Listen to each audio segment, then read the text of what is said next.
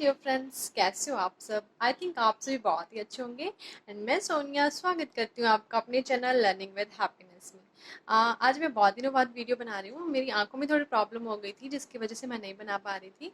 और मुझे लग रहा था कि now let's start study, and उसके लिए मुझे तैयारी करने की ज़रूरत पड़ रही थी। मैं अपनी आंखों की वजह से नहीं पढ़ पा रही थी। बट आज हम थोड़ा सा पढ़ेंगे कि द्वितीय विश्व युद्ध में जो जापान था वो किन कारणों से उन्होंने द्वितीय विश्व युद्ध में एंट्री ली, क्यों ली। ये कारण, काफ़ी सारे कारण थे, वो हम डिस्कस करेंगे आज। ठीक है, तो शुरू करते हैं विथ हैप्पीनेस। ओके, बोरिंग वाला नहीं, खुशी खुशी में पढ़ना है। थोड़ा सा पढ़ाऊंगी, सिर्फ हमें रीजन रीजन पढ़ना है।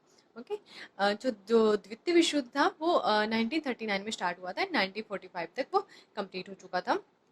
और जब हिटलर जो था जर्मनी का, उसने 1 सितंबर 1939 को पोलैंड पर आक्रमण कर दिया था। उसी टाइम से द्वितीय विश्व जो है वो शुरू माना जाता है कि उसी टाइम से शुरू हो गया था।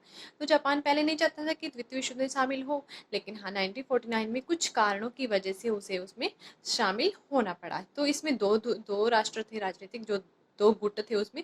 एक तरफ मित्र राष्ट्र और दूसरी तरफ धुरी राष्ट्र थे। इन दोनों तरफ ये राष्ट्र थे जो द्वितीय विश्व युद्ध में शामिल थे।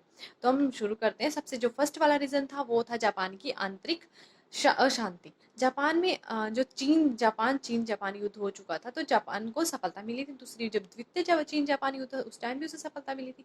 तो इस साम्राज्यवाद विस्तार के कारण उनके जो साहस था वो बढ़ता जा रहा था। और इस साम्राज्यवाद का विकास करने के लिए और इसका मतलब अच्छे से चलाने के लिए उन्होंने एक योजना बोर्ड की स्थापना कर ली। इस योजना बोर्ड को चलाने के लिए मतलब सेना को, उसकी शक्तिशाली सेना, उसको प्रभाव जो था सेना का बहुत ज़्यादा था। और जापान की संसद ने भी ये सारा अधिकार जो है वो मंत्रिमंडल को दे दिया। अब मंत्रिमंडल ने करना क्या शुरू कर दिया, संसद से बिना किसी निर्णय लिए कानून बनाने शुरू कर दिए। और जापान में जो है वहाँ पे लोकतंत्र भंग हो चुका था। और वहाँ का जो राजा प्रिंस था, प्रिंस को नहीं, जो वहाँ का था, वो नहीं चाहता था कि जापान और अमेरिका के बीच किसी भी प्रकार का जो युद्ध हो। वो चाहता था कि दोनों की मित्रतापूर्ण संबंध बने रहे। तो उन्होंने एक समझौता किया, लेकिन जो जापान का युद्ध मंत्री था तोजो, वो इसके बिल्कुल पक्ष में थे। उसके असहयोग के कारण ये समझौता भी असफल हो गया।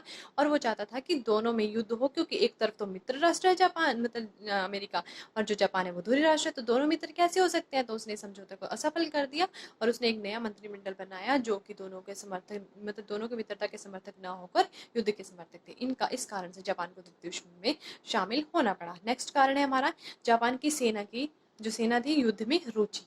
जापान में सैनिकवाद का प्रभाव तो पहले से ही हो चुका था, तो सेना की युद्ध में रुचि थी बहुत ज्यादा। और स्कूलों में भी जो सैनिक शिक्षा थी वो अनिवार्य कर दी थी।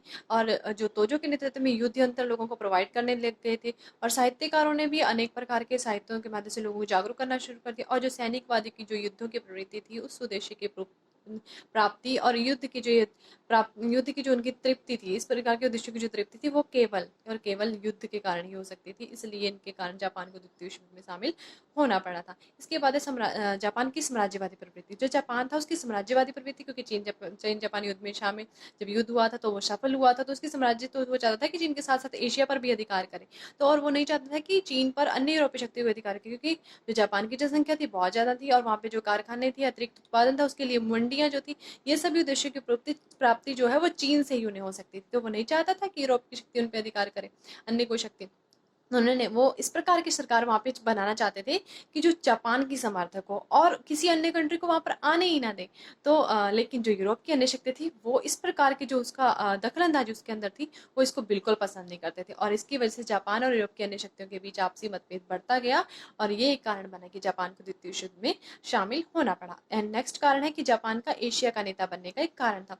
जापान चाहता था कि चीन के साथ साथ वो एशिया पर भी अधिकार करे। वो उन्होंने क्या किया, नए नारे लगाने शुरू कर दिए एशिया वालों के लिए, एशिया वासियों की नई व्यवस्था के लिए। उन्होंने घोषणा पत्र जारी कर दिया कि जिसके अंदर मतलब जो ये वो कहते थे कि जो पश्चिम शक्तियां हैं, जो मलाया, ओनाम और कोचिंग और चाइना जो है, ये भारत पर जबरदस्ती, मतलब एक जबरदस्ती वाला प्रशासन पर लागू कर रहे हैं और जबरदस्ती उन पर अधिकार कर रहे हैं। वो चाहते थे कि हम एशिया वासियों को स्वतंत्र करें, लेकिन उनका जो उद्देश्य था वो ये था कि चीन पर कोई और, मतलब वहाँ पे कोई और अधिकार, वो एशिया का नेता बनना चाहता है। वो चाहता था कि एशिया का नेता बनने का हमारा जो मेन उद्देश्य है वो यही है कि हम वहाँ पर शांति स्थापना कर सकें। ये भी एक कारण था कि वहाँ पे जो जापान था उसने द्वितीय विश्व युद्ध में शामिल वो हुआ। उसके बाद है जो जापान और अमेरिका में मतभेद क्या हुए। जब से ज़्यादा जो मतभेद वो प्रायद्वीप महाद्वीपों के बारे में जो मतभेद उनकी कारण से जो संबंध थे उसकी वजह से बढ़ रहे थे। लेकिन हाँ, सबसे ज़्यादा मतभेद तब बढ़ा जब अमेरिका ने चीन का चियांग काय शेक था उसका साथ देना शुरू कर दिया था। और चियांग काय शेक थे वो अमेरिका का समर्थक बन गया था और जापान की बिल्कुल सहन नहीं कर पा रहा था कि चियांग काय शेक जापान का समर्थक बने। तो और एक और कारण क्योंकि जो अमेरिका था उसकी जो सहानुभूति थी वो ब्रिटेन के साथ थी और जापान जर्मनी के साथ। तो मतलब आपसी उनके मतभेद इतने ज़्यादा बढ़ रहे थे जिसकी वजह से वो जो जापान था उसको द्वितीय विश्व युद्ध में शामिल होना पड़ा था। उसके बाद है जापान का इंग्लैंड के साथ मतभेद है। जो इंग्लैंड का 1902 में एक समझौता हुआ था उसकी वजह से जापान और इंग्लैंड पर दोनों ने साथ भी दिया था, इंग्लैंड ने जापान का।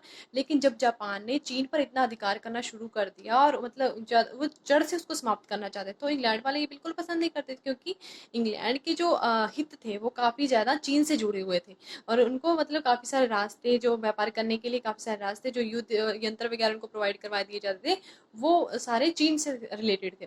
और जापान ने क्या करना शुरू कर दिया, वहाँ की जो सड़कें वगैरह थी या फिर रास्ते वहाँ से बंद करने शुरू कर दिए ताकि जो इंग्लैंड को जो प्रोवाइड हो जा रहे वो ना हो, अब जो युद्ध यंत्र उनको दिए जा रहे हैं वो ना हो। तो इस प्रकार की जो इंग्लैंड नहीं सहन कर पा रहा था तो इंग्लैंड ने इसके विरुद्ध बहुत सारे कदम भी उठाए लेकिन कोई कठोर कदम नहीं उठा पाए क्योंकि जापान में उस टाइम जर्मनी का जो हिटलर था वो बहुत ज़्यादा शक्तिशाली हो रहा था। तो इंग्लैंड ने क्या किया, कुछ मुख्य शक्तियों का साथ लेकर और इंग्लैंड जापान दोनों जो मतलब आपस में मतभेद बढ़ रहे थे और युद्ध की स्थिति उत्पन्न हुई तो जापान को द्वितीय विश्व में शामिल होना पड़ा। इसके बाद है कि जापान और फ्रांस, जो जापान था वो इंडो चाइना पर अधिकार करना चाहता था और उसने काफी सारे टापुओं पर भी अधिकार कर लिया था। फ्रांस का पतन हो रहा था वहां पर और साथ साथ वहाँ पे जो फ्रांस था, जापान ने हनोई से कुनमिंग जो एक जगह थी वहाँ पे रेलवे लाइन पर आक्रमण कर दिया ताकि जो चियांग काय शेक जो चीन का था उस पर जो सामान उस तक पहुंचाई जा रही थी उसको बंद कर दिया। तो इस प्रकार के आपसी मतभेद बढ़ रहे थे दोनों के बीच में जिसकी वजह से जो जापान था द्वितीय विश्व में शामिल हो गया। उसके बाद रोम बर्लिन टोक्यो दूरी।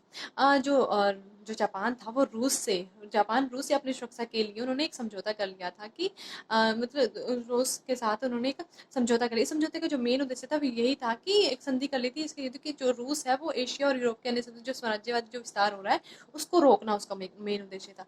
और उन्होंने जो उद्देश्य था इसका, इस उद्देश्य में कुछ मतलब जो ये संधि थी इसमें इटली भी कुछ टाइम बाद शामिल कर लिया था। तो मतलब इसी कारण इसको रोम बर्लिन टोक्यो दूरी के नाम से जाना जाता है। ये भी एक द्वितीय विश्व युद्ध में जापान का शामिल होने का एक कारण बना। उसके बाद है राजनीतिक गुट। तो दो राजनीतिक गुट थे इसमें, एक तरफ मित्र राष्ट्र दूसरी तरफ ध्रुव राष्ट्र। दोनों मित्र राष्ट्र और ध्रुव राष्ट्रों में इतना ज्यादा तनाव बढ़ गया था कि दोनों राष्ट्रों में तनाव बढ़ने के कारण एक जापान को भी द्वितीय विश्व युद्ध में शामिल होना पड़ा था। और उसके बाद तत्कालीन कारण उस टाइम जो प्रिंस को नहीं था उसको तो त्याग पत्र दे दिया था। तो वहाँ का जो प्रधान था वो तोजो बना था जो पहले जापान का युद्ध मंत्री था। तो वो नहीं चाहता था कि अमेरिका और जापान के बीच किसी प्रकार का मित्रतापूर्ण संबंध हो। लेकिन जब अमेरिका ने प्रस्ताव रखा था कि आपसी समझौते की तरह हम जो रूस या जो भी हमारा युद्ध हो रहा है उसको हम ऐसे टाल सके, लेकिन उसने इसको अमेरिका की धमकी समझा। तो उसने क्या किया, एक उसने पर्ल हार्बर पर आक्रमण कर दिया और जिसकी वजह से बहुत ज़्यादा नुकसान, वहाँ की जो जल सेना थी मतलब वो 90% उस टाइम रह, बहुत बड़ा आक्रमण जो था इतना ज़्यादा वहाँ पर हुआ। और ये तत्कालीन कारण माना जाता है जो प्रिंस जो तोजो द्वारा ये आक्रमण किया गया था कि जो जापान को द्वितीय विश्व युद्ध में शामिल होना पड़ा था। ये था उस टाइम का तत्कालीन कारण। तो हमारे ये इतना ही सही टॉपिक था। आई थिंक आप सबको अच्छा लगा होगा, समझ में आ गया होगा, एक छोटा सा टॉपिक था और आपने इंजॉय भी किया होगा, ज़्यादा लेंथी भी नहीं था। हाँ, लर्निंग विद हैप्पीनेस आपने ज़रूर याद रखा होगा। And now it is over. और थोड़े अच्छा नहीं बना पाई, छोटा सा था, मेरी आंखों की वजह से थोड़ी आंखों में प्रॉब्लम है, अभी ठीक हो रही है तो मैं अच्छे से रोज़ रोज़ वीडियो बनाऊंगी, ठीक है। And thank you, take care, bye bye.